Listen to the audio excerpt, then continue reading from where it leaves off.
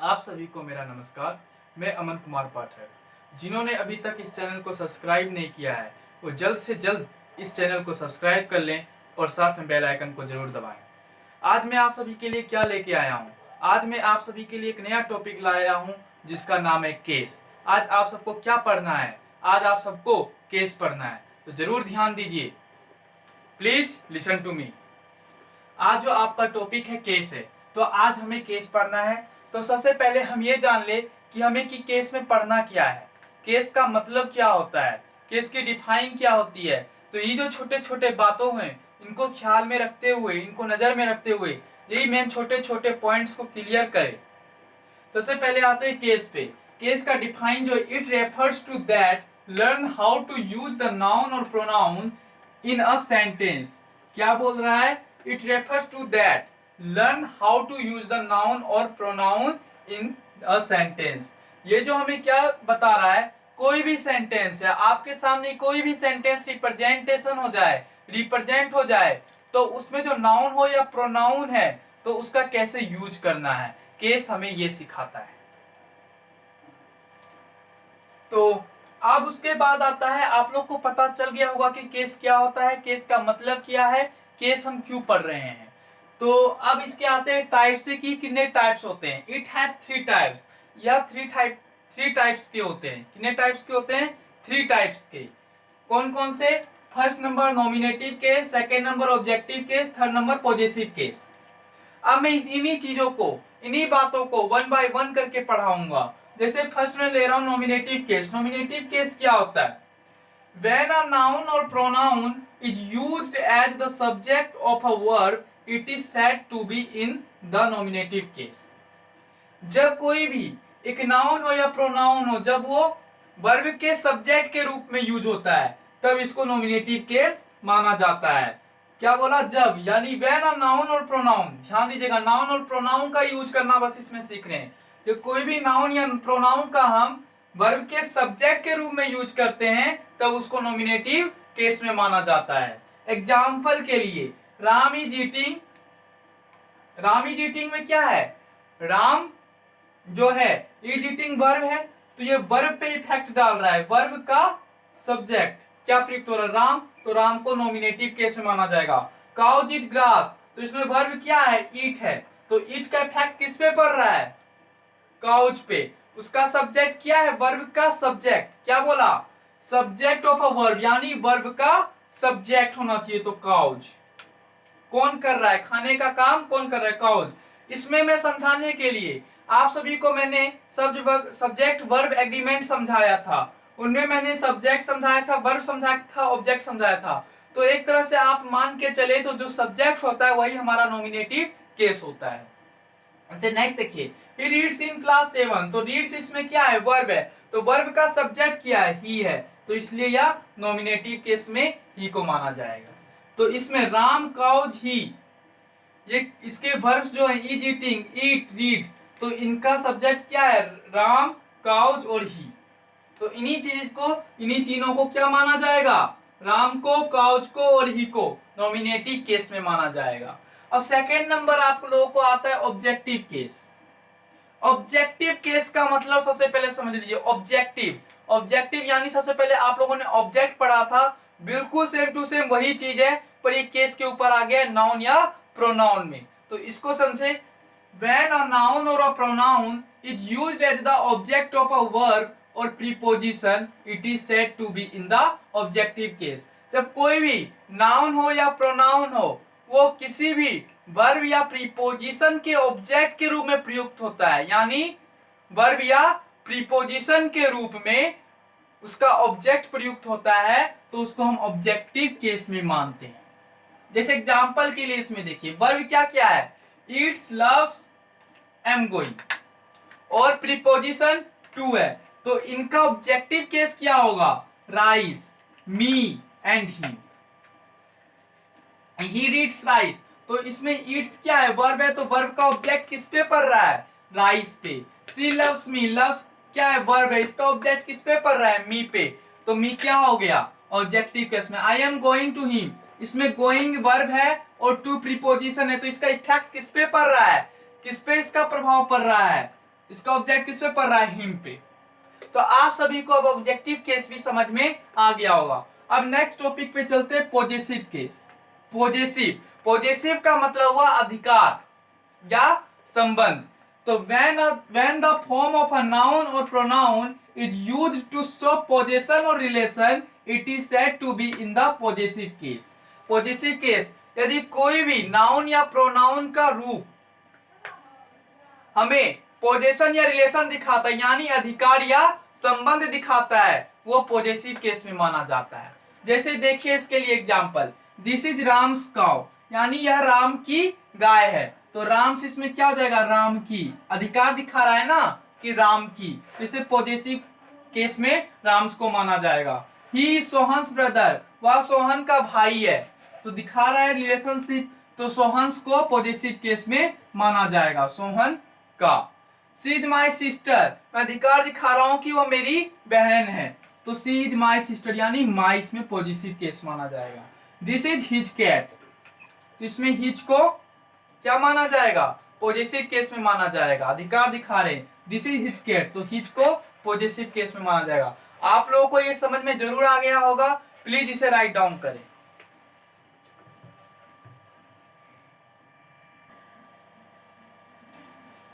अभी मैंने आप सभी को केस के बारे में समझाया था और उसके 3 टाइप्स के बारे में समझाया था। मैं आशा करता हूं कि आप सभी को वो चीजें जरूर समझ में आ गई होंगी। अब जो मैं आप लोगों को केस के कुछ इंपॉर्टेंट पॉइंट्स पे बात करना चाहता हूं, इंपॉर्टेंट पॉइंट्स के बारे में बताना चाहता हूं। जैसे देखिए पॉइंट फर्स्ट जो है मैंने नोट फर्स्ट में डाल रखा है, नाउन चाहे नॉमिनेटिव केस में रहे या ऑब्जेक्टिव केस में, उनका रूप बिल्कुल नहीं बदलता। बट वहीं पे पॉजिटिव केस में इसके रूप में परिवर्तन होता है। क्या होता है, बट क्या होता है, पॉजिटिव केस में इनके रूप जो होते हैं, फॉर्म्स जो होते हैं, उनमें परिवर्तन होता है। जैसे कि मैं एक एग्जांपल दे के समझाता हूँ। पहले नॉमिनेटिव केस या ऑब्जेक्टिव केस के ऊपर लेता हूँ। जैसे मैंने एक एग्जांपल लिया छोटा सा, बिल्कुल, राम बीट्स श्याम। क्या चीज है, राम बीट्स श्याम, दोनों में क्या आ रहा है, नाउन आ रहा है। क्या आ रहा है, नाउन। तो उसमें क्या हो रहा है, नाउन ही है, तो इसलिए वो बिल्कुल भी चेंज नहीं होता, कोई भी चीज हो। बट वहीं पे पॉजिटिव केस में, जैसे देखिए Ram is my brother, Ram is my brother, उसमें चेंजिंग हो गई। तो इसलिए क्या होता है, नाउन में पॉजिटिव केस में चेंजिंग होती है, बट नॉमिनेटिव केस में और ऑब्जेक्टिव केस में चेंजिंग बिल्कुल नहीं होती है। नोट नंबर सेकेंड, प्रोनाउन के तीनों केसेज में, नाउन तो आप लोग को समझ में आ गया नाउन में किस केस में क्या होता है, बट अब प्रोनाउन के तीनों केसेज में डिफरेंस होती है, यानी तीनों केसेज में अलग अलग चीजें होती हैं। तो उसके लिए मैंने आप लोगों के लिए एक शेड्यूल तैयार किया है, एक टेबल तैयार किया है, जिसके द्वारा आप उन चीजों को समझेंगे, उन बातों को जानेंगे। जैसे देखिए मैंने यहाँ पे टेबल बनाया है। जैसे देखिए nominative case, positive case and objective case, ये 3 पॉइंट है। अब जैसे नॉमिनेटिव केस का जो हम यूज करते हैं, किस लिए यूज करते हैं, सब्जेक्ट के लिए। तो यहाँ पे जितने भी सब्जेक्ट हमारे लिए यूजफुल है, उन सभी के बारे में बताया गया। जैसे देखिए I, we, you, he, she, it, they, इनका यूज हम सब्जेक्ट के लिए करते हैं। और मैंने आप सभी को नॉमिनेटिव केस में अभी बताया भी कि नॉमिनेटिव केस में कौन होता है, वर्ब का सब्जेक्ट होता है नॉमिनेटिव केस में। तो वही सारी चीजें यहाँ पे आपके सामने अवेलेबल हो गई। अब आते हैं हम पॉजिटिव केस पे। पॉजिटिव केस के भी 2 काइंड्स होते हैं, 2 रूप होते हैं। पॉजिटिव एडजेक्टिव भी होता है और पॉजिटिव प्रोनाउन भी होता है। तो देखना है कि पॉजिटिव एडजेक्टिव में क्या होता है, पॉजिटिव प्रोनाउन में क्या होता है। क्योंकि जब हम कोई भी सेंटेंस क्रिएट करते हैं, कुछ भी क्रिएट करते हैं, ट्रांसलेशन करते हैं, या इंग्लिश में कोई भी सेंटेंस हमारे सामने रिप्रेजेंट हो जाए, रिप्रेजेंटेशन हो जाए, तो क्या होता है, पॉजिटिव एडजेक्टिव कुछ और होता है, पॉजिटिव प्रोनाउन कुछ और होता है। तो उन्हीं चीजों को समझना है कि पॉजिटिव एडजेक्टिव कौन से हैं एंड पॉजिटिव प्रोनाउन कौन से हैं। जैसे देखिए आप सभी कि पॉजिटिव एडजेक्टिव में क्या क्या आते हैं, my, our, your, his, her, its, their. जैसे एग्जांपल देखिए पॉजिटिव एडजेक्टिव के लिए, this is my cat, this is my book, this is my marker, this is my friend. तो ऐसे ही करके इन सारे का यूज होता है। बट वहीं पे पॉजिटिव प्रोनाउन में क्या होता है, चेंज हो जाता है। जैसे देखिए या कोई सामान यहाँ पे रखा हुआ है, उसके लिए मैं बोल सकता हूँ दिस इज माइन। माई का यूज करके मैं बता रहा हूँ एक चीज का, दिस इज माइन डायरेक्ट मैं बोल सकता हूँ, या this is ours, this is yours, this is his, this is hers. तो ये मैं पॉजेसिव प्रोनाउन में इसका मैं यूज कर सकता हूँ। अब ऑब्जेक्टिव केस में क्या होता है, इसमें ऑब्जेक्टिव केस में कौन होता है, ऑब्जेक्ट यानी वर्ब का या प्रीपोजिशन का ऑब्जेक्ट होता है ऑब्जेक्टिव केस में। जैसे मी, जैसे सी लव्स मी, सी टीचेस मी, दे स्कोल्ड मी। तो मी का हम ऑब्जेक्ट के रूप में यूज करते हैं। तो उसी तरह ऑब्जेक्टिव केस में मी, अस, यू, हिम, हर, इट और देम आ जाता है। तो ये पॉइंट्स जो मैंने आपको टेबल के जरिए समझाए और जो इंपॉर्टेंट बातें बताई आपको जरूर समझ में आ गया होगा। अब आपको नेक्स्ट इससे और भी जानने हैं तो इसको राइट डाउन करिए।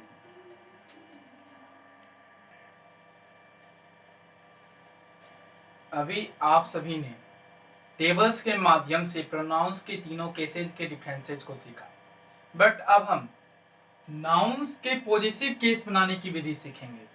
यानी हम जो नाउन पढ़े थे उसको हम पॉजिटिव केस कैसे बनाएं, how to create a positive case with the help of noun.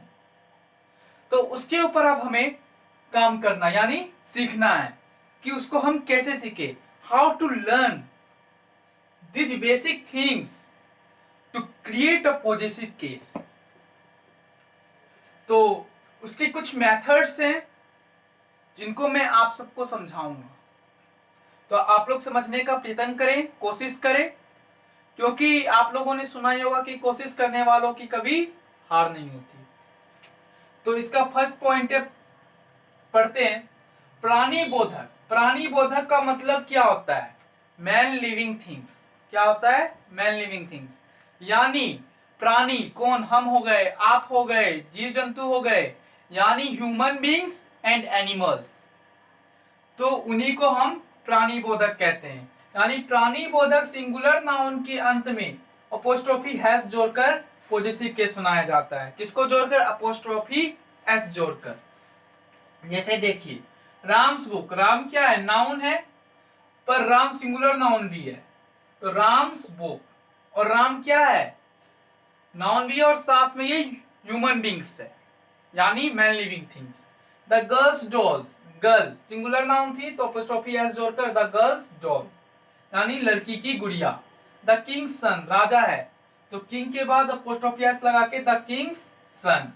The cow's milk, उसी तरह मैंस लाइफ यानी मनुष्य का जीवन। फर्स्ट पॉइंट आप सभी को समझ में जरूर आ गया होगा। अब हम चलते हैं सेकेंड पॉइंट पे।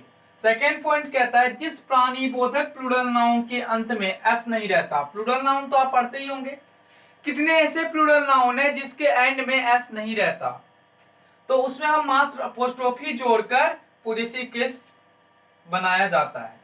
जैसे चिल्ड्रंस स्कूल, उसमें अपोस्ट्रोफी एस जोड़कर, अपोस्ट्रोफी एस जोड़कर प्लूरल बनाया जाता है।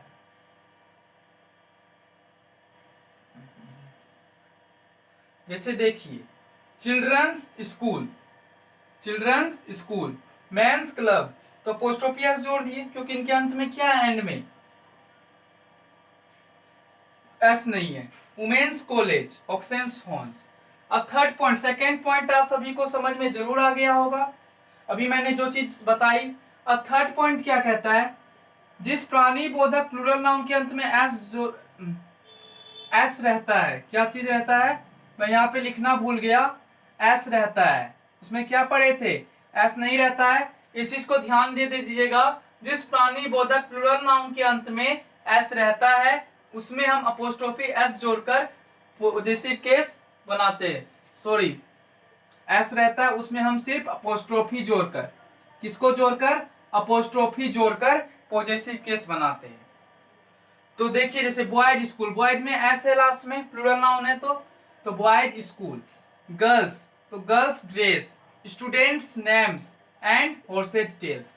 तो ये जो है थर्ड है जिसमें जिस नाउन के अंत में एस रहता है उसमें सिर्फ हम अपोस्ट्रोफी जोड़ते हैं, बट जिसमें एस नहीं रहता है प्लूरल नाउन में उसमें हम अपोस्ट्रोफी एस जोड़कर पॉजिटिव केस बनाते हैं। तो थर्ड पॉइंट आप सभी को समझ में आ गया होगा। अब हम फोर्थ पॉइंट पढ़ेंगे निर्जीव वस्तु। निर्जीव वस्तु क्या होता है? Non living things. Non living things के साथ संबंध सूचित करने के लिए साधारण हम ऑफ का प्रयोग किया जाता है, ना कि अपोस्ट्रोफी एस या अपोस्ट्रोफी का। जैसे देखिए the name of the school, कोई भी आपको निर्जीव वस्तु दिखे नॉन लिविंग थिंग्स तो उसमें ये ऐसे ही बनेगा, the name of the school यानी स्कूल का नाम, the door of the house यानी घर का दरवाजा, the leg of the chair chair की टांग, the water of the well यानी वेल का पानी या वेल का वाटर। अब ये हम क्या कर सकते हैं? निर्जीव वस्तु में हम अपोस्ट्रोफी या अपोस्ट्रोफी एस नहीं लगा सकते हैं। अब फिफ्थ पॉइंट देखिए, फिफ्थ पॉइंट क्या कह रहा है? प्राणी बोधक नाउन के साथ दोनों ही कंस्ट्रक्शन संभव है। यदि प्राणी बोधक नाउन है तो उसमें आप दोनों कंस्ट्रक्शन संभव है, यानी दोनों चीज का आप यूज करके बना सकते हैं। जैसे देखिए द काउज मिल्क ऐसे भी बना सकते हैं, या the milk of the cow. But इसमें आप एक चीज को ध्यान दीजिएगा, ऑफ वाले जो सेंटेंस होते हैं, ऑफ वाले जो वर्ड होते हैं, फ्रेजेज होते हैं, उसमें क्या होता है? फर्स्ट नाउन के पहले, फर्स्ट नाउन जो आपको उसके पहले द का यूज करना होता है। तो इसलिए the milk of the cow, या राम्स फ्रेंड, राम्स फ्रेंड को क्या लिखेंगे? The friend of Ram. Ram's किसका यूज हो जाएगा? ऑफ राम। काउज किसका यूज हो जाएगा? Of cow, of the cow. तो ओके, ये जो आज आपकी क्लास थी और ये क्लास में मैंने जो पढ़ाया वो केस के ऊपर थी। मैं आशा करता हूं, बिलीव करता हूं कि आप लोगों को केस जरूर समझ में आ गया होगा। और अगर आप सभी को ये वीडियो पसंद आई हो तो इसको लाइक एंड शेयर जरूर करें। और इसके लिए मैं आप सभी को असाइनमेंट दूंगा, जिसको प्रैक्टिस करने से, जिसको जानने से आपकी नॉलेज और भी सारी बढ़ जाएगी, और भी ज्यादा बढ़ जाएगा। तो उस रेगुलर असाइनमेंट को प्राप्त करने के लिए, इस वीडियो के असाइनमेंट को प्राप्त करने के लिए आप मेरे फेसबुक पेज पर जा सकते हैं, और मेरे फेसबुक पेज पर जाने के लिए दिए गए लिंक पर क्लिक करें। Thank you so much.